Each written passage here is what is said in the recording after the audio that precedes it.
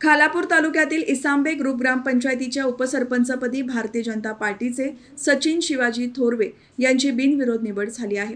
त्याबद्दल आमदार प्रशांत ठाकूर आणि आमदार महेश बालदी यांनी सचिन थोरवे यांचे पुष्पगुच्छ देऊन अभिनंदन केले आणि इसांबे गावाच्या विकास कामांसाठी पूर्ण सहकार्य करण्याचे आश्वासन दिले। तसेच भाजपचे जिल्हाध्यक्ष अविनाश कोळी यांनीही सचिन थोरवे यांचे अभिनंदन केले। उपसरपंच पदाच्या निवडणुकीच्या वेळी एकमताने सचिन थोरवे यांच्या नावावर शिक्कामोर्तब करण्यात आले।